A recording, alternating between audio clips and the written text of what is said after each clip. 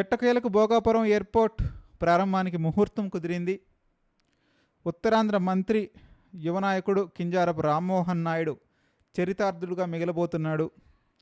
ఎవరు ఎప్పుడు ప్రారంభించారన్నది కాదు, ఎప్పుడు పూర్తి చేశారు, ఎప్పుడు మొదలెట్టామన్నది కాదు, ఎప్పుడు పూర్తి చేశామన్నదే ఇంపార్టెంట్. కాబట్టి రామ్మోహన్ నాయుడు మూడోసారి ఎంపీగా గెలిచి కేంద్రంలో కీలకమైన శాఖగా ఉన్నటువంటి కేంద్ర పౌర విమానయాన శాఖ మంత్రిగా ఉన్నాడు.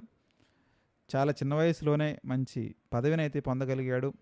దశాబ్దాల పరంగా రాజకీయాల్లో ఉన్నవారికి కూడా సాధ్యం కాని రేర్ ఫీటు ఆయన ఇప్పుడు సాధించాడని చెప్పుకోవచ్చు. ఆగస్టు 1వ తేదీన మోడీ చేతుల మీదుగా ఘనంగా ఎయిర్పోర్ట్ శ్రీకారం చుట్టుకోబోతుంది.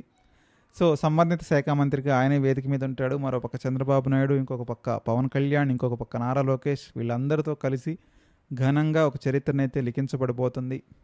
సో ఇందులో ఎవరి పాత్ర ఏంటి, వైసీపీ పార్టీ పాత్ర ఉందా, టీడీపీ పార్టీ పాత్ర ఉందా అంటే ఇద్దరికీ కూడా మనం 50% షేర్ ఇవ్వాల్సి అయితే ఉంటుంది.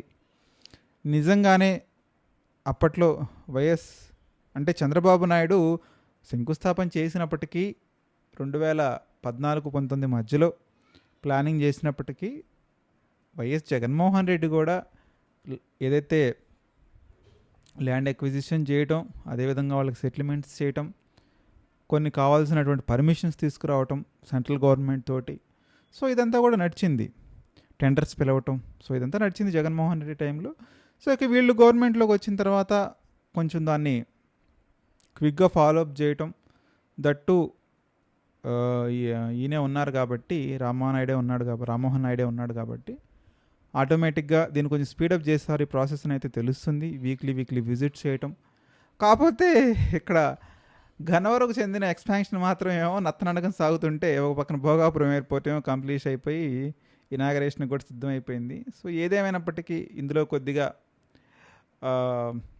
చేదు కూడా ఉంది. ఏంటంటే ఒక పక్క వైజాగ్ ఎయిర్పోర్ట్ని మూసేస్తారు, ఓన్లీ భోగాపురాన్ని కంటిన్యూ చేస్తారు, దానివల్ల ఇబ్బందులు ఉంటాయి, దీనివల్ల ఉపయోగపడే తక్కువ ఉంటుంది, ఎక్కువ మనీ అవుతాయి అని బీజేపీకి సంబంధించిన వాళ్ళే మాట్లాడటం జరుగుతుంది. ఏదేమైనప్పటికీ ఇక కూటమి ప్రభుత్వం ఇది తమ ఖాతాలో వేసుకోవటానికి బాగా కృషి చేస్తుందని చెప్పాలి. మీరు కూడా మీ అభిప్రాయాన్ని కామెంట్ రూపంలో తెలియజేయండి. నిజంగానే భోగాపురం ఎయిర్పోర్ట్తో ఉత్తరాంధ్ర వెలిగిపోబోతుందా? మర్చిపోకుండా కామెంట్ చేయడానికి ప్రయత్నించండి.